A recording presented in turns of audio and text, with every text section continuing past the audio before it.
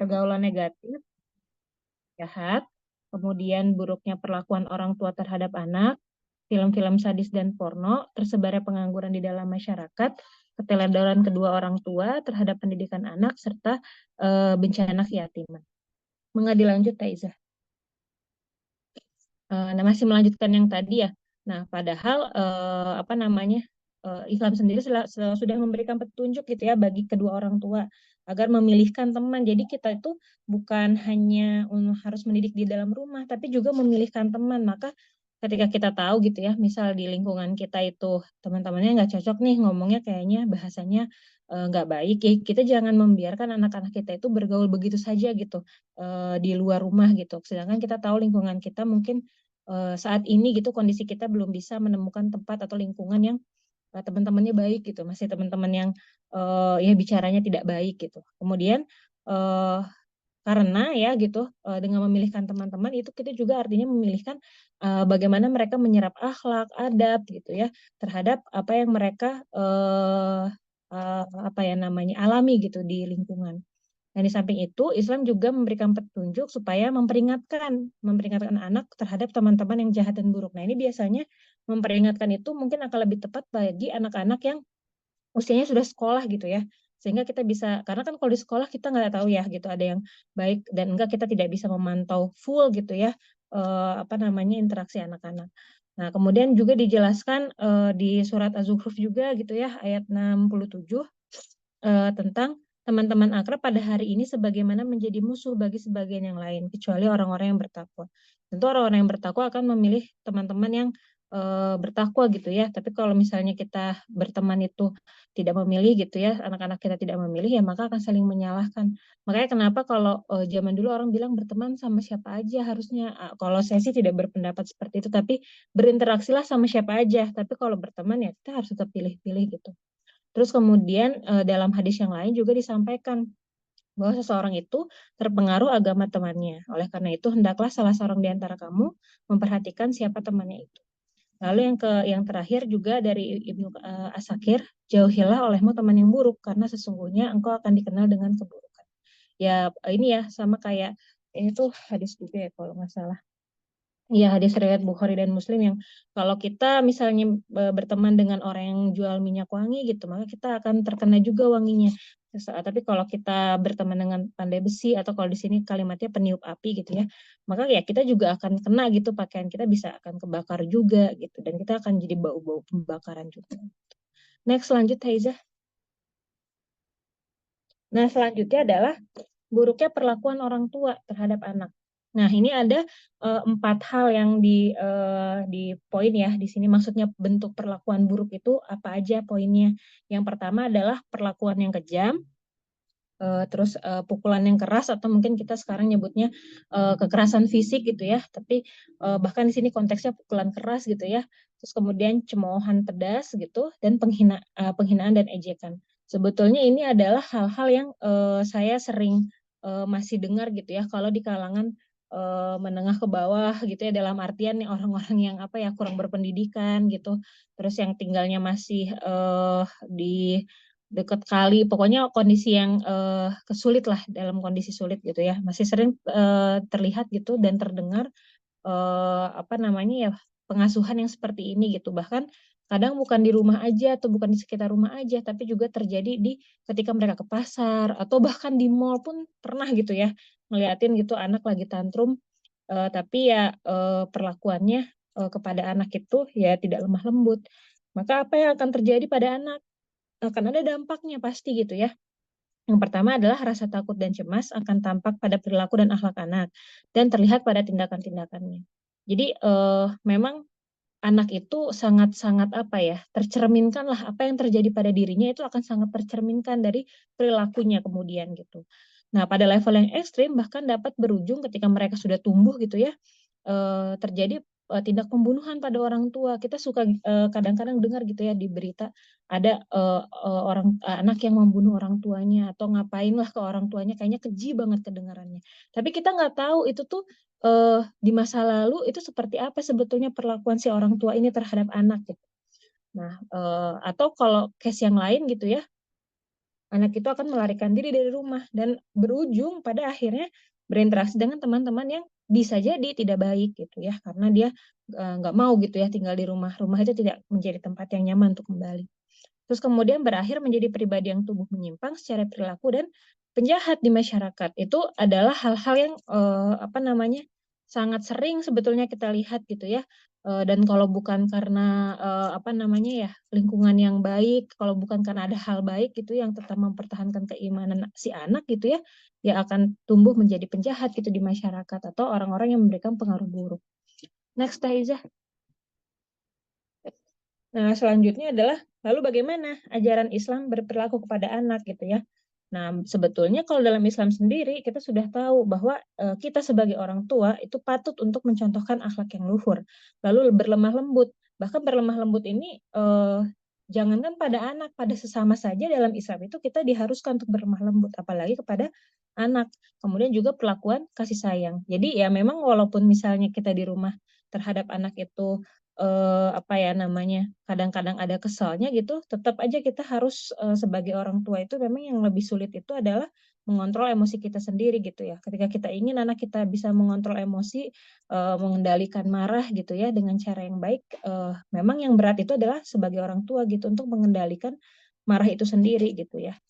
Nah, kemudian manfaatnya apa pada anak ketika kita sudah melaksanakan nih bagaimana Islam meminta kita untuk menjadi orang tua yang mencontohkan akhlak yang luhur, lemah lembut dan berperilaku kasih sayang. Yang pertama adalah tumbuh secara istiqomah, terdidik untuk berani dan berdiri sendiri. Dalam artian mereka ya mampu gitu ya membawa dirinya sendiri dengan baik dan akan memiliki harga diri, kehormatan, dan kemuliaan. Nah, sebetulnya kan hal-hal yang seringkali menjadi mental illness di masyarakat gitu ya, terutama pada anak-anak, bahkan pada anak-anak usia SD SMP itu adalah ketika mereka kemudian dididik oleh orang tuanya dan kemudian pendidikan dari orang tuanya itu tidak menumbuhkan bentuk harga diri dari diri mereka sendiri atau bahkan mereka jadi tergerus gitu harga dirinya dan kehormatan dirinya sehingga kemudian banyak terjadilah di masyarakat gitu ya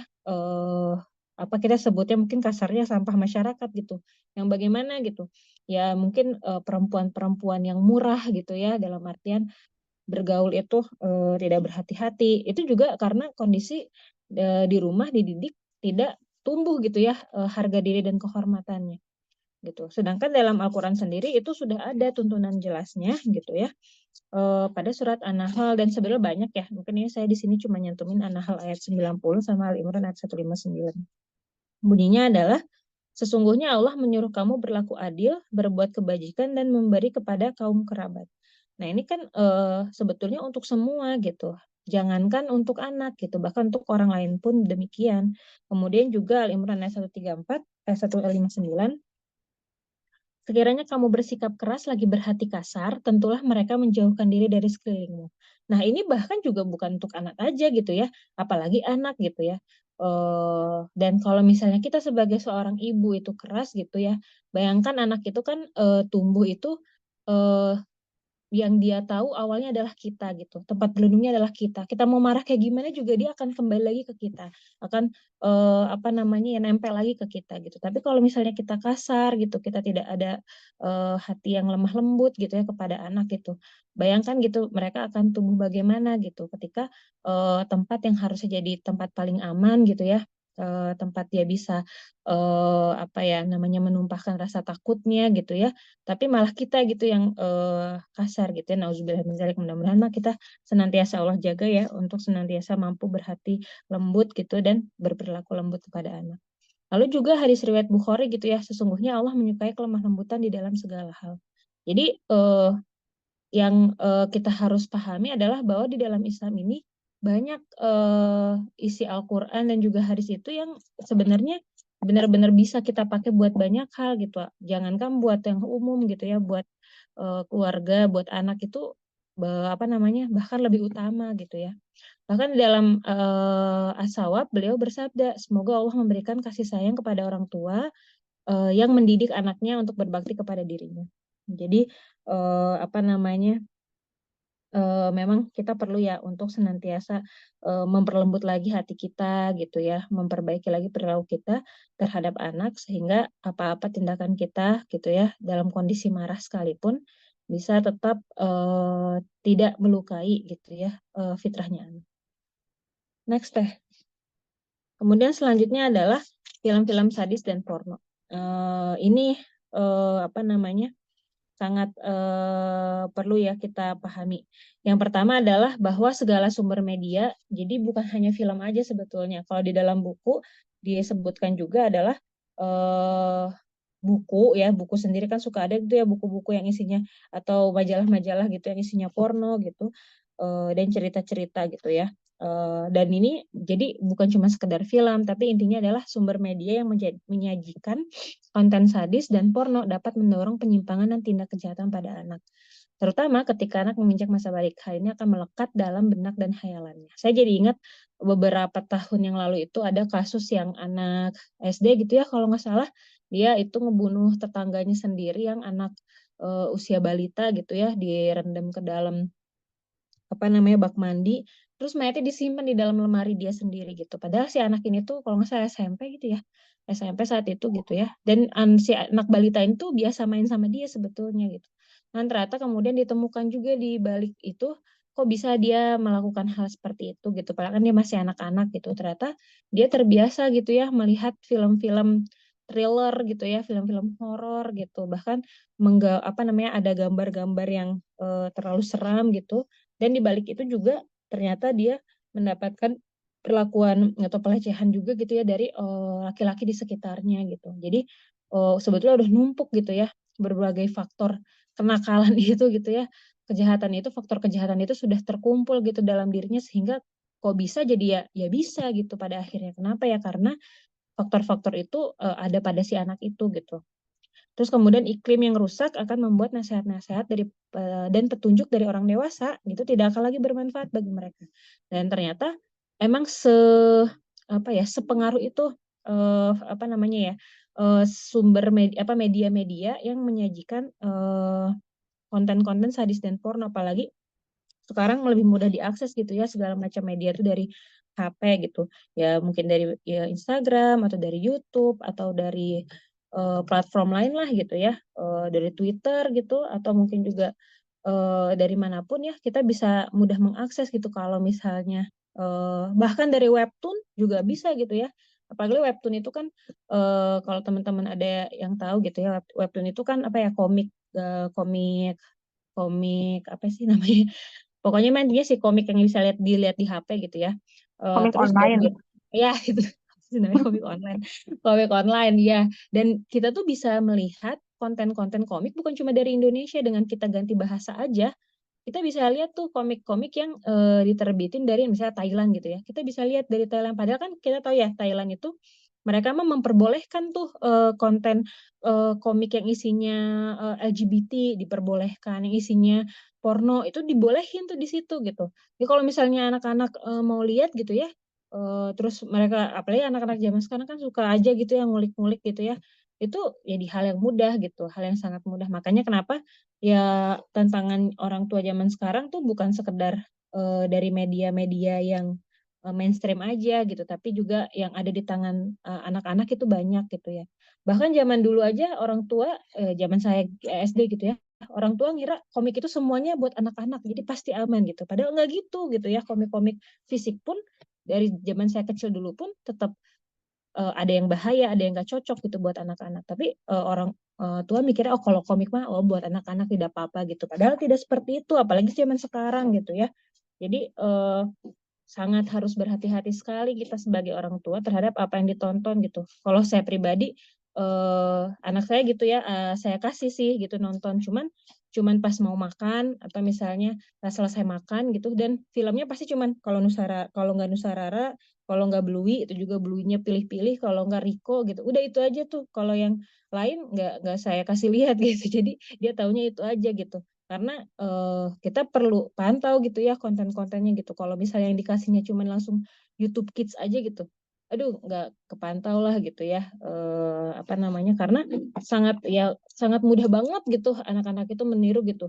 Bahkan cara bicara pun gitu ya, jadi kadang-kadang copy paste gitu sama apa yang cara apa yang dibicarakan di film yang dia tonton gitu. Lanjut Taiza.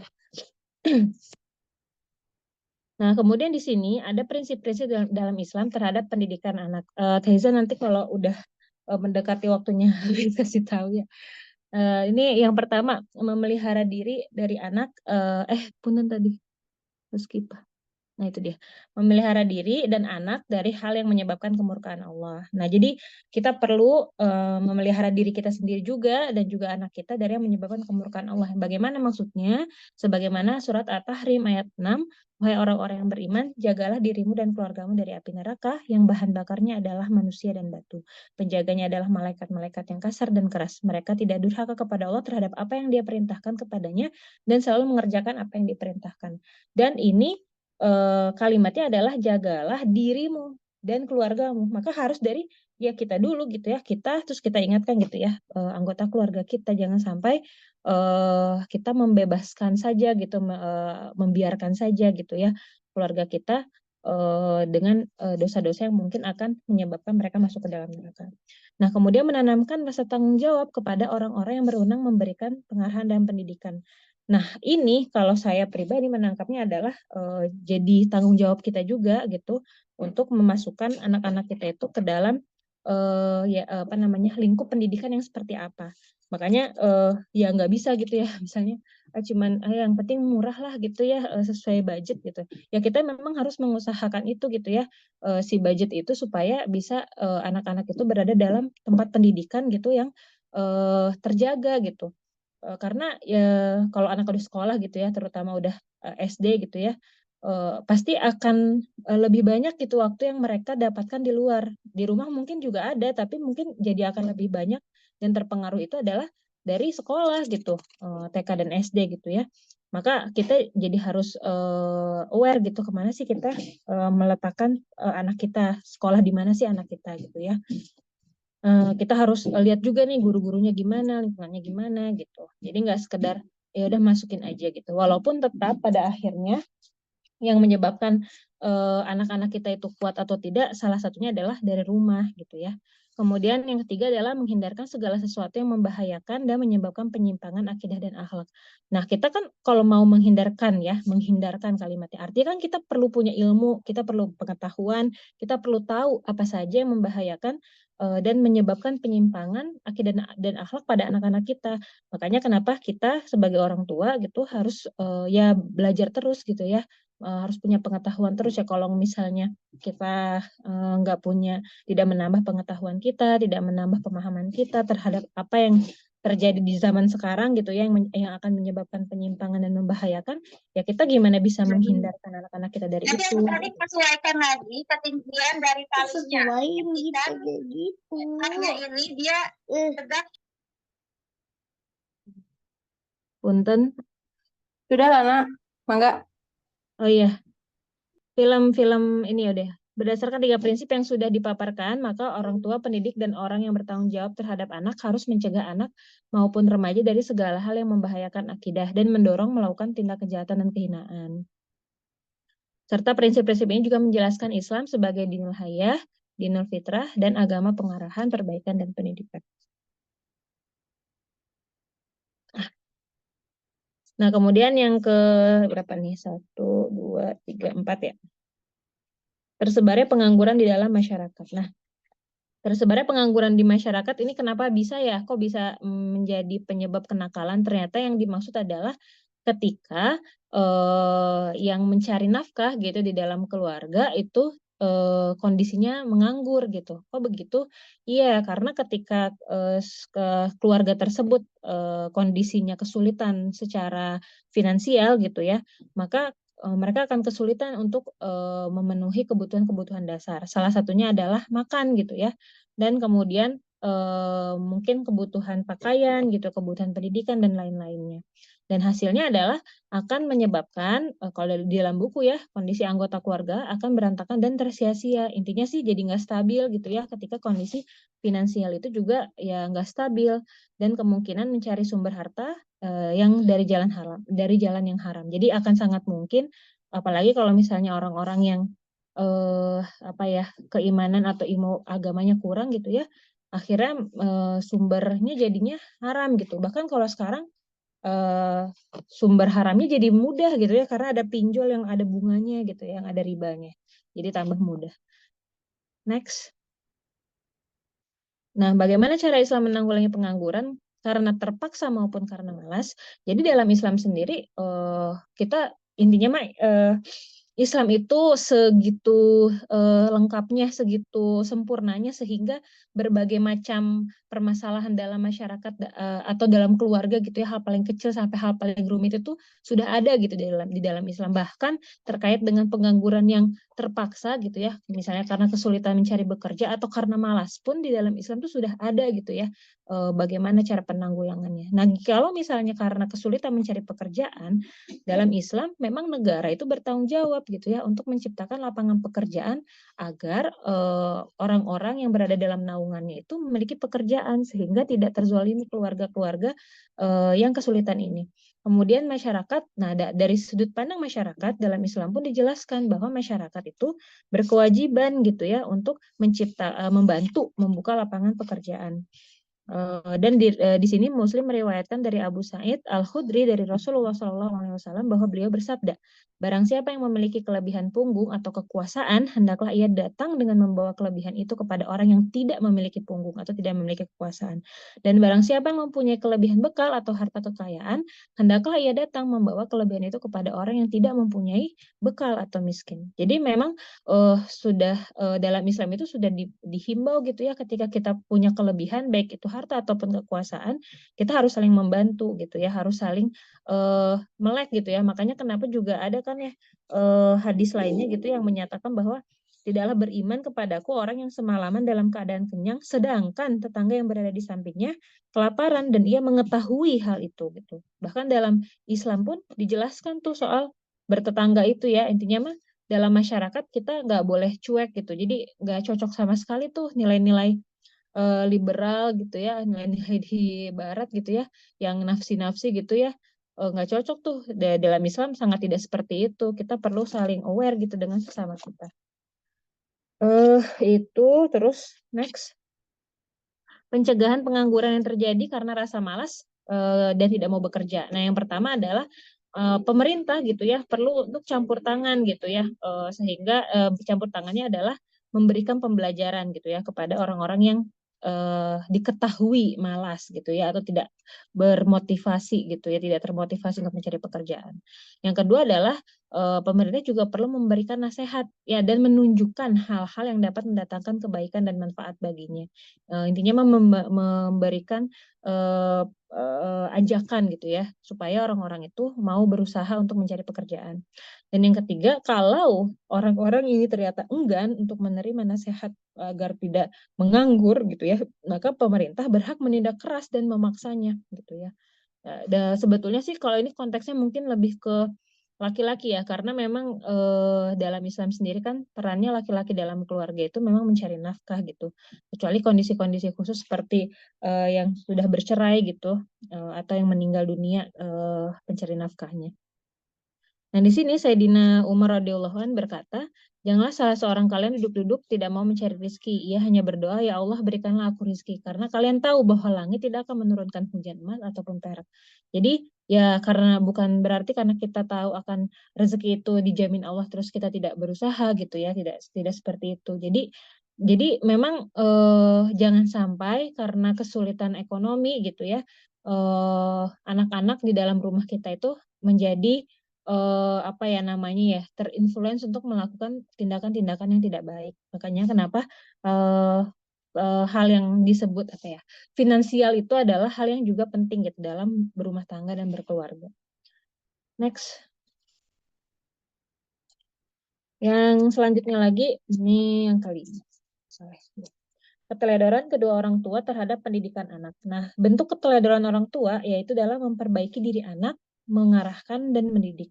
Pada penyebab ini, ibu memiliki peran lebih besar karena porsi waktu dan kualitas bonding dengan anak yang lebih banyak dibandingkan dengan ayah.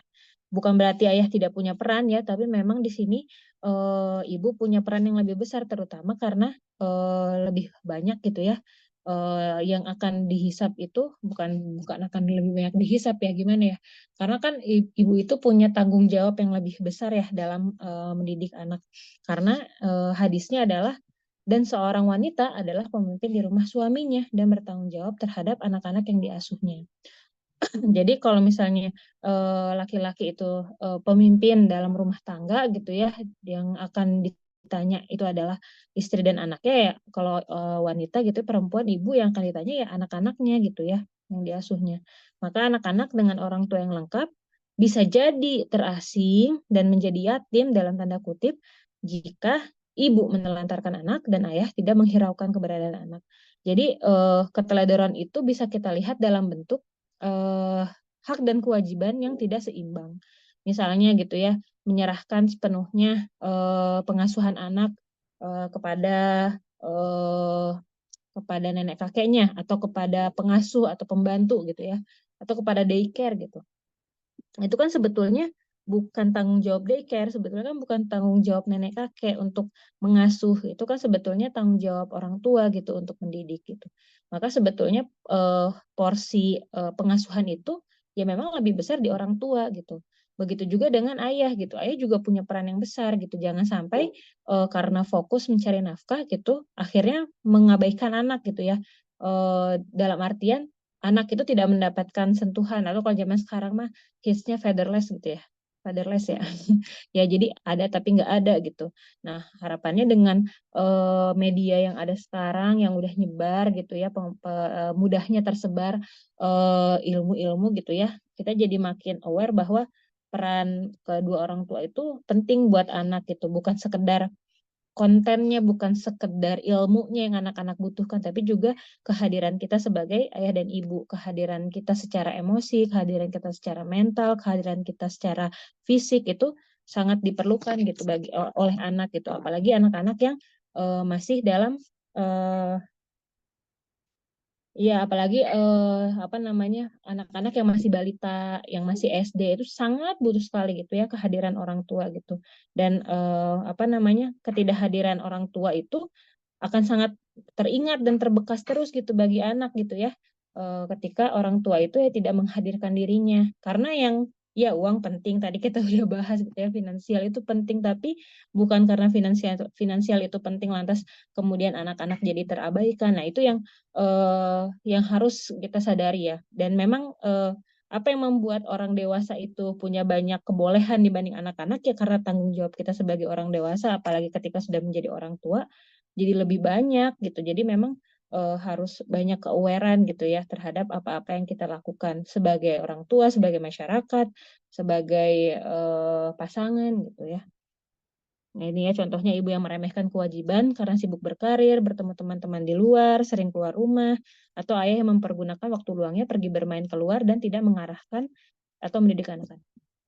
Next. Nah, situasi akan semakin buruk dampaknya apabila anak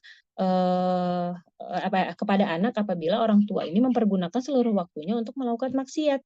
Ya, mungkin di kota-kota besar gitu ya kita lihat ya orang tua udah mah ya karena kaya banget sih biasanya ya kalau kasus-kasus ngelihat di apa di media massa mah apa namanya ya ibunya biasa have fun keluar gitu ya udah punya anak masih pengen tetap have fun keluar gitu tapi keluarnya kemana ya ke diskotik gitu misalnya gitu ya anak-anaknya ya udah sama si susnya aja gitu misalnya kayak gitu-gitu ya kalau dalam gambaran saya gitu ya. Nah terus kemudian akan jadi lebih buruk anak-anaknya. Kenapa ya? Karena yang mereka lihat ya orang tuanya kayak gitu. Kalau nyari apa namanya kesenangan keluar tuh ngapain ya begitu. Maka ya akan sangat mungkin gitu ya anak akan jadi jauh lebih buruk lagi gitu ya dalam perilakunya gitu. Nah, maka Islam mencegah kemungkinan ini dengan memberikan tanggung jawab yang sangat besar kepada ayah dan ibu dalam mendidik anak-anak. Makanya kenapa ya mau nikah itu bukan cuma belajar tentang mau nikahnya aja, bukan cuma belajar ketika sudah berumah tangga atau berpasangannya aja, tapi memang perlu untuk belajar tentang bagaimana gitu ketika sudah punya anak, tanggung jawabnya seperti apa yang akan nanti dihisab gitu ya di hadapan Allah, bagaimana harus menanggulanginya gitu ya, seperti apa yang kita lakukan hari ini gitu ya, mengulang-ulang lagi materi terkait dengan pendidikan anak. Nah, kemudian juga mendidik anak dan mempersiapkan mereka dengan persiapan yang sempurna untuk menanggung beban hidup. Jadi kita bukan hanya mendidik anak terhadap apa-apa yang mereka perlukan secara basic, tapi juga mengajarkan mereka tentang bagaimana nih kita harus menghadapi beban hidup di masa yang akan datang. Makanya kenapa dari kecil anak-anak itu harus diajari bertanggung jawab, minimal merapikan mainannya sendiri gitu ya. Itu kalau anak-anak toddler kan ya mungkin masih ya, jadi kan belajar tanggung jawab, belajar jujur itu kan sebetulnya adalah hal-hal yang kayaknya nggak diajarin secara formal ya, tapi perlu sebetulnya kita ulang-ulang kalimat-kalimat itu, kalimat ayo bertanggung jawab dulu ya mainannya, kalau enggak apa konsekuensinya. Nah itu kan akan menjadi pembelajaran untuk kehidupan dia sebetulnya, itu contoh-contoh kecilnya. Kemudian penanggulangan ini terdapat juga dalam surat At-Tahrim ayat 6. Nah, ya. Bentar, oh ya. Hai orang-orang yang beriman, peliharalah dirimu dan keluargamu dari api neraka yang bahan bakarnya sama ya tadi ya. Masih yang tadi. Masih sama seperti bab yang mana tuh tadi? Intinya mah memelihara ke diri dan keluarga dari api neraka ya. Dan kemudian beberapa hadis Rasul. Di antaranya adalah didiklah anak-anakmu atas 3 hal. Mencintai nabimu, mencintai ahli baitnya, dan membaca Al-Quran. Sebab para ahli Al-Quran itu berada pada naungan singgasana Allah pada hari yang tidak ada perlindungan selain daripada perlindungannya. Nah, di sini 3 poin yang disampaikan di hadis dari At-Tabrani ini, mencintai Nabi itu bukan sekedar mencintai sosok Rasul aja, tapi juga mempelajari bagaimana perilaku Rasul dalam berbagai aspek gitu, sehingga anak-anak tahu oh Rasul itu orang yang jujur, Rasul itu orang yang bertanggung jawab, seperti apa bentuknya. Nah itu mencintai Nabi dengan kita mempelajari kehidupannya, mengenalkan kepada anak-anak, itu sudah menjadi bagian dari hal yang akan menjadi bekal kehidupan mereka gitu. Makanya nggak kita pahami dengan satu garis lurus aja gitu ya, mencintai nabimu tuh bukan sosok aja, tapi betul-betul secara keseluruhan bagaimana baginda Nabi ya, Nabi Muhammad SAW itu berkehidupan gitu. Sehingga kita bisa memberikan pemahaman ya pada anak-anak dan contoh-contohnya. Terakhir, tentang bencana keyatiman.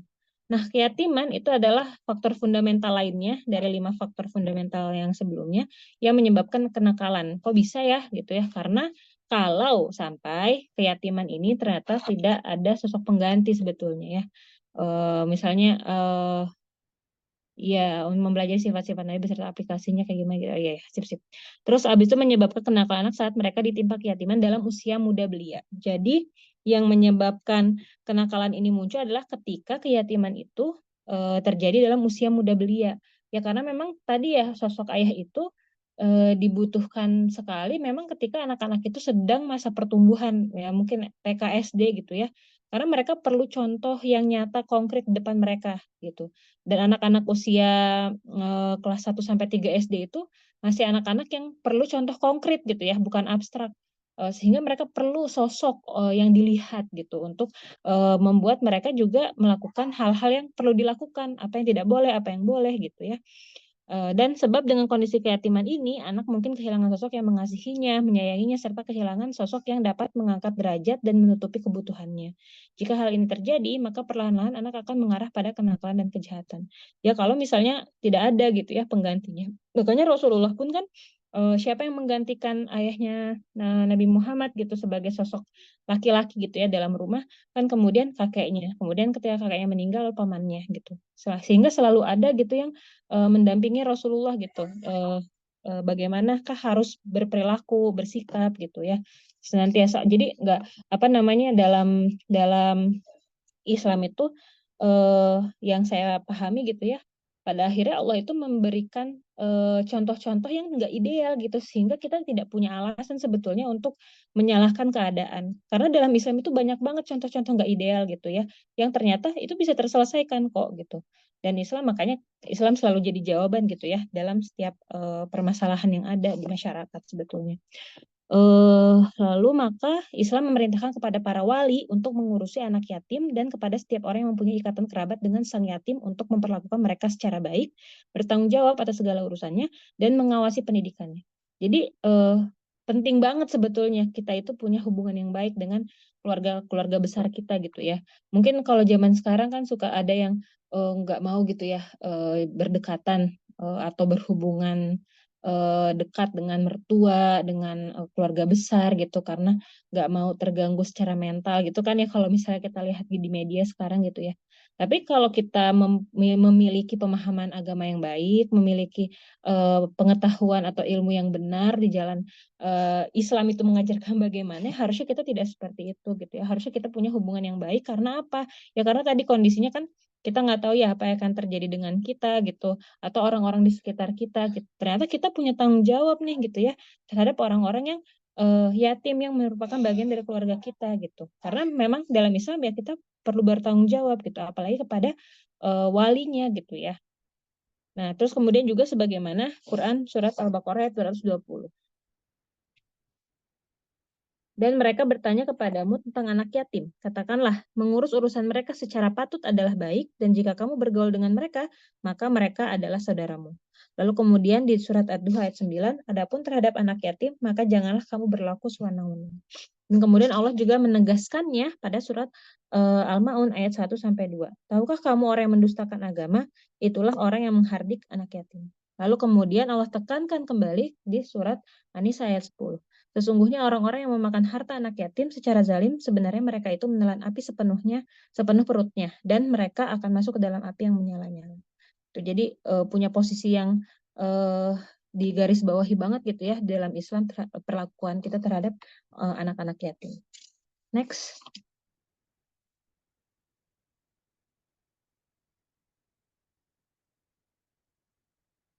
Kesimpulannya, semua hal yang sudah dipaparkan tadi merupakan faktor-faktor yang mengkhawatirkan dan bahkan membahayakan. Oleh karena itu, pendidik perlu memahami faktor-faktor ini. Pendidik itu ya semua ya, orang tua, ya pengasuh gitu ya. Mendalami sebab-sebabnya dan mengambil langkah penanggulangan yang tepat, yaitu sebagaimana yang sudah ditetapkan dalam Islam. Akan sangat baik apabila orang tua dan pendidik menjembatani sunnah-sunnah Islam dan metodenya yang lurus dalam mendidik anak-anak. Menanggulangi kenakalan, meluruskan tingkah laku, memperbaiki jiwa mereka, meneguhkan akidah, dan mengajarkan dasar-dasar kebaikan, keutamaan, serta akhlak. Alhamdulillahirrahmanirrahim, teman-teman, mungkin itu yang bisa saya sampaikan. Punten kayaknya agak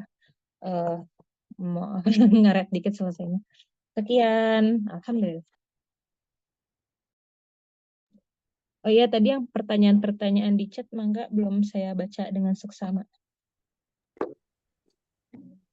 Alhamdulillah, Masya Allah, Teh Helena ini. Kita doakan juga ya, semoga perjuangan Teh Helena untuk presentasi hari ini juga memudahkan proses Teh Helena lagi ini nanti semester akhir ya. Masya Allah nih, semangat ini ya, semangat Nah, ini ya sekali. HPL-nya tanggal 6 atau 7 ya, Teh. Mudah-mudahan segera Oh, lahir. Masya Allah, Masya Allah. Nah, ya, Insya Allah nih amal soleh. Jadi nanti lahir anaknya juga langsung belajar banyak ini dari ini. Nah, kita lanjut ya ke pertanyaan-pertanyaan yang ada muncul di chat ya. Yang pertama itu, nah ini ada beberapa ini aja respon ya. Yang pertama tuh tentang Rasul ya. Rasul juga anak yatim ya. Dan itu merupakan takdir dari Allah juga gitu. Jadi kita nggak boleh ya berkecil hati yang ada. Nah, kemudian di sini menurut terus mempelajari sifat-sifat Nabi beserta aplikasinya kayak gimana gitu ya. Benar juga ya. Jadi nanti juga ada pembahasannya di pekan selanjutnya juga betapa pentingnya untuk mempelajari tentang Rasul itu termasuk dengan keseluruhannya gitu. Nggak hanya mengenal. Nah, kemudian gimana Indonesia ini sebagai fatherless country, terus ada pejabat yang korupsi. Nah, ini ya, Masya Allah ya. Memang ini ujian sekali buat kita sebagai, apa namanya, yang mungkin ya Allah takdirkan sebagai warga Indonesia ini. Tapi pernah dapat quotes gitu ya. Jadi katanya, pasti Allah itu akan menyeimbangkan kezaliman dengan kebaikan. Jadi sebenarnya kalau kita lihat di kondisi negara kita yang saat ini sangat banyak, kalau baca berita tuh kayaknya banyakan sedihnya gitu daripada membahagiakannya.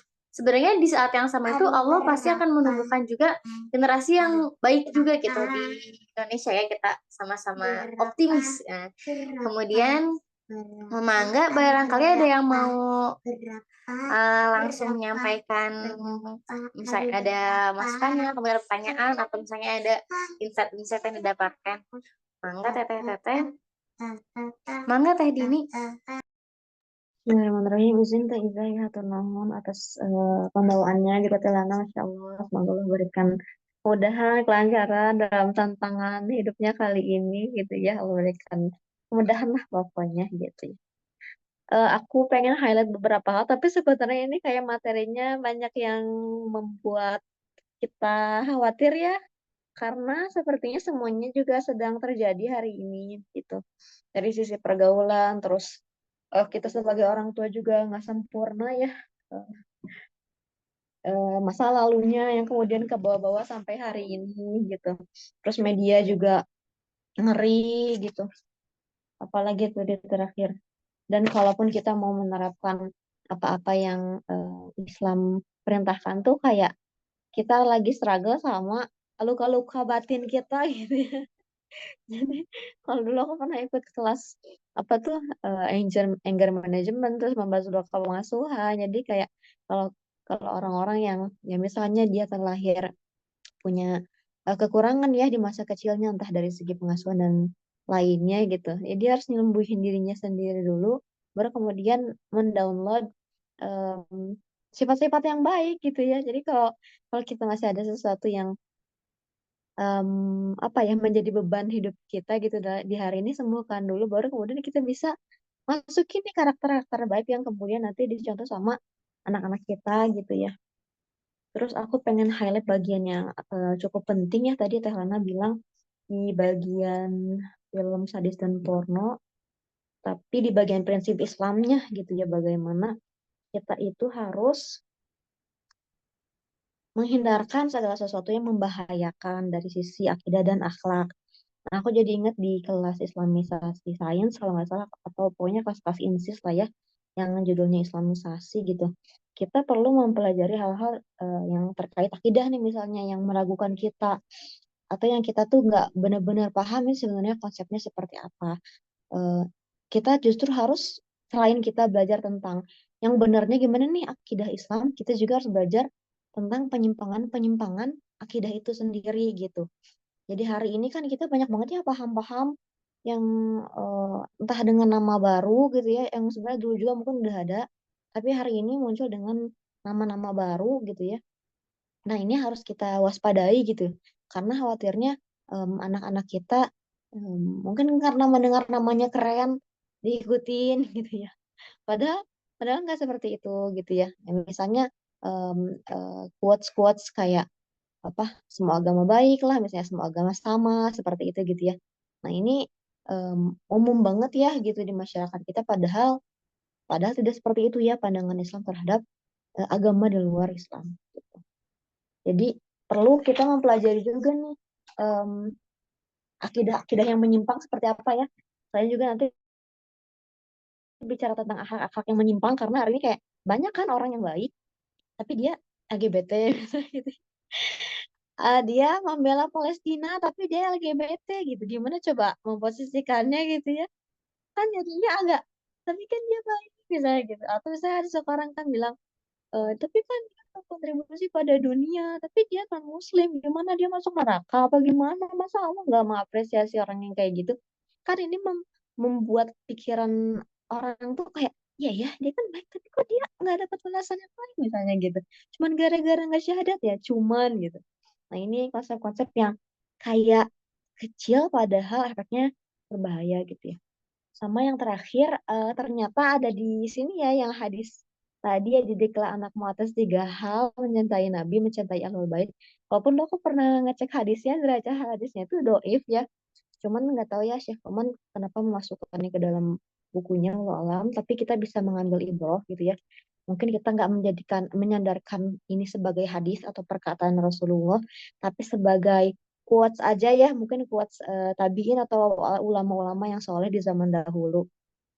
Yang poin keduanya khususnya ya yang perlu diperdetail, karena ada yang salah kaprah gitu, ahlul bait teh habaib gitu ya, padahal kan habib juga ada yang kurang ya gitu ya perilakunya. Nah, ternyata kata Syekh Ali Jum'ah yang tadi aku share ya di Instagram itu, link Instagramnya, ahli ahli bait itu banyak kategorinya, bahkan termasuk diantaranya orang-orang yang bertakwa, ahlu ahlu Mekah juga gitu ya, yang orang-orang yang orang-orang Islam yang kemudian hijrah ke Madinah begitu ya, atau orang-orang soleh yang kemudian setelah Fatu Mekah stay di sana gitu. Jadi range-nya itu luas itu ya, bukan hanya keturunan Nabi saja. Dan yang terakhir ya pengen highlight yang membaca Al-Quran. Walaupun aku bahasa Arabnya itu di situ nggak ditulis ya, cuman translate-nya membaca Al-Quran.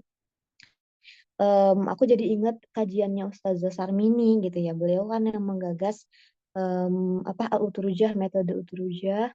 Jadi apa namanya teh? Sedini mungkin hatam Al-Quran, hatam itu tuh hatam tilawah maksudnya ya.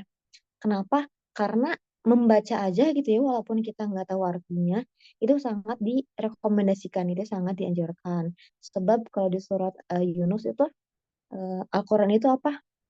Penyembuh syifa'ul lima fis sudur gitu. Penyembuh penyakit-penyakit yang ada di dalam dada kita. Yang mana hari ini mungkin korelasinya tuh dada tuh bisa juga penyakit-penyakit kejiwaan gitu ya. Kita hari ini banyak banget kan terpapar dengan hal-hal yang ya hubungannya dengan mental health gitu ya. Kita mungkin juga nggak sadar kita lagi sakit. Mungkin apakah kita punya sakit jiwa atau gimana gitu ya. Itu kan sesuatu yang nggak tampak gitu ya. Kalau kita jatuh mah kan kelihatan ya luka. Ini mah nggak kelihatan, tapi sebenarnya kita terluka gitu ya.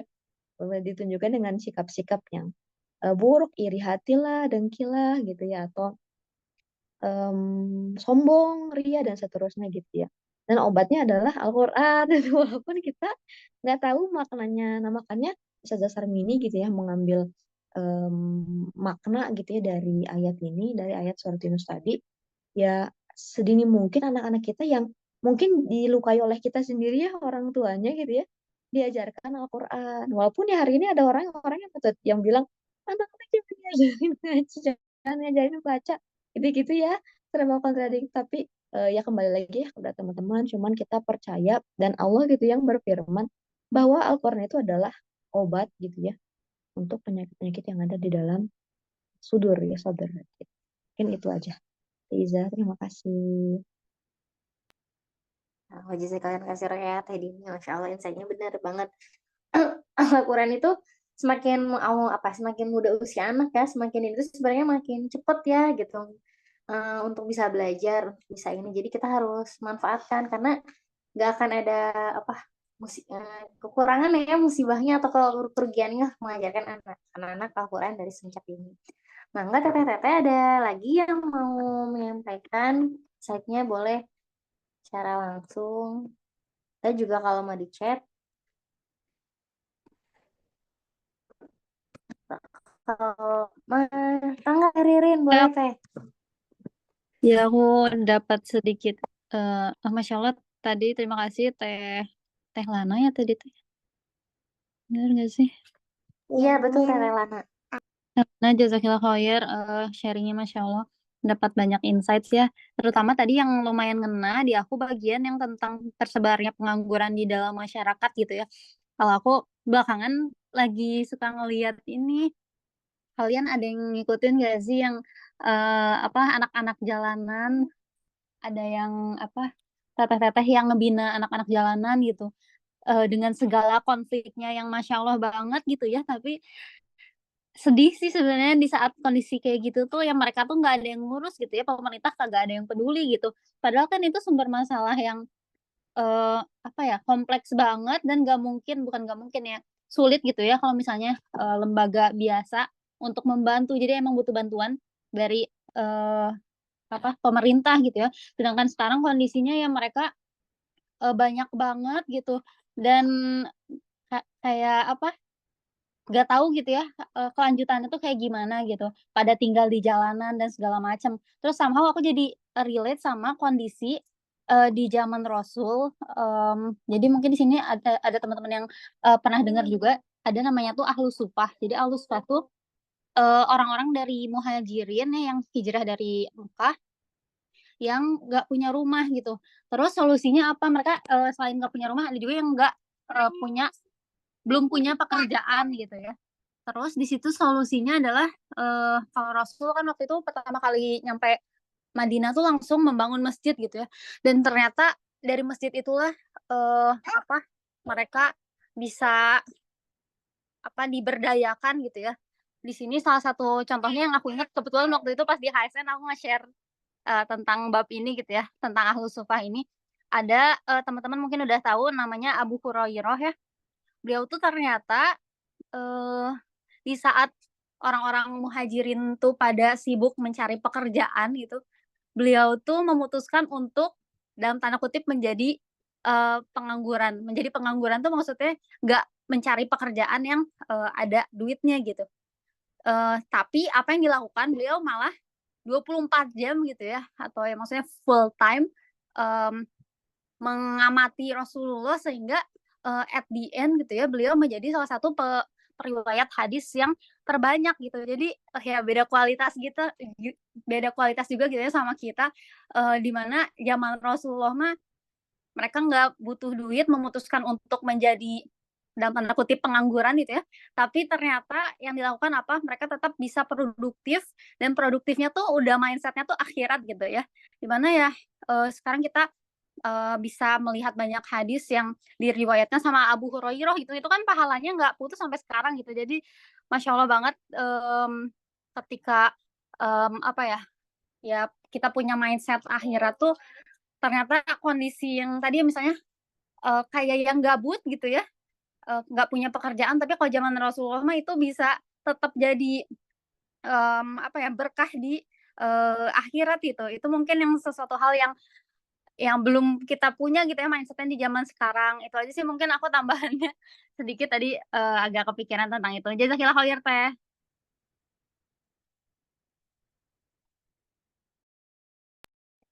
Ya, Masya Allah, betul ya. Jazakillah Teh Ririn insight-nya. Ya, jadi ingat juga. Jadi waktu itu pernah Ustazah ini juga, Ustazah Umu Aisyah menyatakan katanya, ada yang pernah nanya gitu kayak, kalau ngafalin Quran aja, itu gimana dunianya? Itu Ustazahnya tuh sampai bilang, apa, ngafalin Al-Quran itu nggak aja. Maksudnya kan mungkin orang-orang tuh khawatir kalau dia fokus ke agama aja gitu, gimana nanti dunianya gitu. Maksudnya mungkin seperti ya. Padahal kalau kita apa ya, mendekati Al-Quran, baru mendekatinya aja itu tuh kita sudah mendapatkan hal yang mungkin lebih baik daripada dunia dan isinya gitu. Insya Allah Allah yang akan mendatangkan dunia ya. Jadi tadi kita semoga kita juga bisa, walaupun tadi misalnya kok Abu Hurairah masih jauh gitu ya dari kita, tapi bisa kita juga mengutamakan akhirat di hari-hari kita gitu. Jadi mengawali hari-hari dengan amalan-amalan akhirat gitu. Ada juga yang sudah mengangkat tangan, mangga Teh Ega, boleh. Assalamualaikum, Teh Iza, Lana, ya Allah, makasih. Pembahasannya bagus sekali dan mudah dimengerti. Jazakumullah khair. Aku mau nambahin dikit aja kepikiran. Eh, aku habis baca buku yang dikasih sama Umi Dini, bukunya Dr. Adian Husaini. Apa sih judulnya, Menjadi Guru Keluarga ya? Sebenarnya belum beres, tapi ada satu hal yang ketika Lana tadi menyampaikan materinya hari ini tuh di sisi lain tuh jadi bersyukur gitu ya, karena terlahir dalam kondisi Islam, terus sampai besar dan menjadi orang tua saat ini juga dalam kondisi Islam, karena satu-satunya agama yang menyediakan satu set utuh untuk menjadi orang tua yang baik sampai meninggalkan generasi yang juga tidak lemah, sesuai yang Al-Quran bilang itu adalah Islam doang gitu.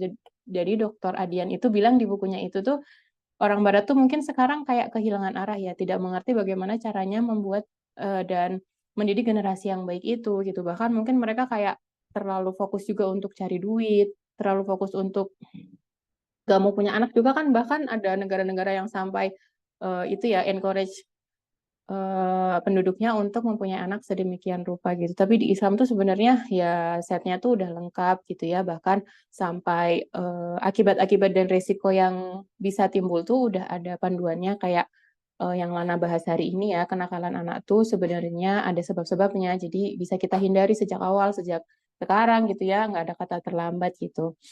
Terus di Indo udah nurun. Nah, jadi ya gitu deh. Jadi tetap bangga aja ya menjadi orang tua Muslim gitu, menjadi umatnya Nabi Muhammad yang nanti masuk surga tuh paling banyak gitu ya. Dan bagaimana kita bisa bertahan dari hari ke hari itu ya, ingat aja bagaimana kita itu juga menjadi salah satu umat yang berusaha untuk mewujudkan mimpi Nabi Muhammad ya, menjadi umat yang tidak seperti Bui saja gitu, yang kualitasnya juga bagus gitu. Terus jadi ingat juga ya, mau sharing di sini mungkin nggak semua ikut intensif Al-Fatihahnya Nahla ya. Jadi kemarin Ustazah Tika Faiza itu bilang ya bahwa Rasulullah itu menggunakan waktu paling mustajabnya untuk berdoa kepada Allah agar Allah itu mengampuni dan memberikan syafaat kepada umat-umatnya gitu ya. Semoga salah satu ikhtiar kita menjadi orang tua di sini bisa menjadi salah satu jalan untuk menaati dan meneladani Rasul, dan sampai nanti di akhir-akhir juga kita termasuk yang mendapatkan syafaatnya. Amin.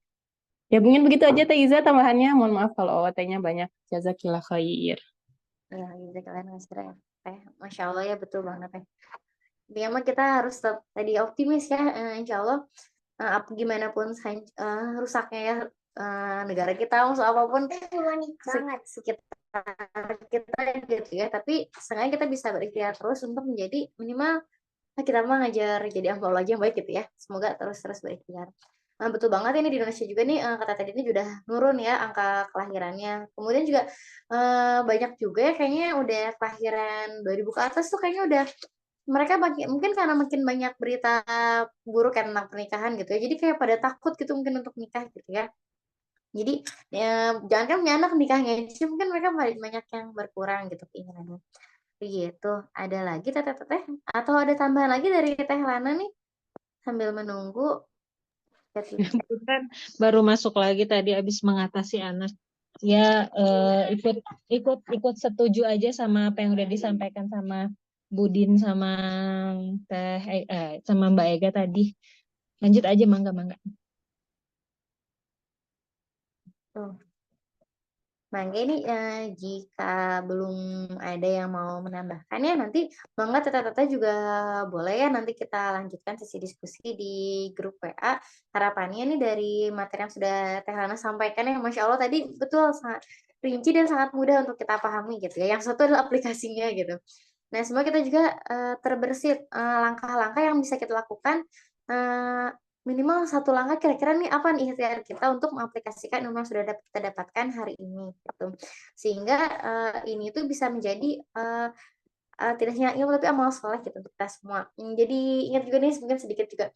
Jadi waktu itu katanya ada kisah nih ada seorang ibu yang datang ke dokter kemudian bawa anaknya masih 2 tahun kemudian cerita dokter ini anak saya giginya sakit gitu gitulah. Terus habis gitu katanya ya kenapa ya saya ternyata kan karena makanannya manis gitu ya mungkin yang permen yang apanya itu kata dokternya yang ngasih terus yang ngasih makan anaknya tuh siapa kan ibunya ya mungkin orang tuanya gitu yang mungkin beliin permen kan anak 2 tahun nggak mungkin ya ke warung beli makanan manis sendiri itu kan orang tuanya menyediakan jadi buat penyakit fisik aja gitu yang terlihat sebenarnya mungkin ya tadi ya PR kita tuh sebagai orang tua tuh bisa berikhtiar untuk mengkondisikan anak-anak kita gitu. Apalagi nih hal-hal yang jangka panjang yang kalau misalnya kita tanamkan kesalahan pada mereka tuh kita meninggal juga mereka terus bisa memberikan pahala jahiriah gitu kepada kita. Semoga semangat semua teteh-teteh. Sebelum ditutup Teh Lana ada ini dulu closing statement dulu Teh. Punten ya nggak nyalain video. Ya. Closing statementnya apa ya? Mudah-mudahan kita sebagai orang tua di sini tidak cepat letih untuk senantiasa terus belajar ya. Baik belajar langsung di lapangan menghadapi anak-anak kita ataupun pasangan dan tidak cepat letih untuk belajar ilmu-ilmunya langsung gitu ya dari sumber-sumber yang kita pahami. Dan mudah-mudahan kita senantiasa Allah istiqomahkan eh, untuk menuntut ilmu yang lurus ya sebagaimana yang sudah disampaikan oleh Allah dan Rasulnya. Mungkin itu aja dari saya, Taiza. Mudah-mudahan terdengar jelas ya. Terdengar jelas Teh, Masya Allah. Alhamdulillah ya telah selesai rangkaian kayak kegiatan kita di sore ini. Jangan lupa juga untuk doakan ya kelancaran untuk Teh Lana. Semoga nanti proses melahirkannya dilancarkan. Semoga teteh semua juga di sini sehat, terus semangat. Allah jaga kita. Jadi itu ya kalau kita mengandalkan diri kita mah dari kita mah apa tuh ya mama saya ibu manusia yang sangat mudah digoda setan gitu. Semoga Allah senantiasa menjaga kita, memberikan kemudahan kita untuk mendidik generasi ya yang insya Allah semoga bisa menjadi generasi yang terbaik di masa yang akan datang. Nah, kita tutup saja ya teteh-teteh pertemuan hari ini dengan membaca doa kifaratul majelis. Subhanaka Allahumma Rabbana wa bihamdika asyhadu an la ilaha illa anta astaghfiruka wa atubu ilaik. Saya selaku MC mohon maaf apabila banyak kesalahan ya teteh, groginya. Makanya teh kita tutup. Assalamualaikum warahmatullahi wabarakatuh.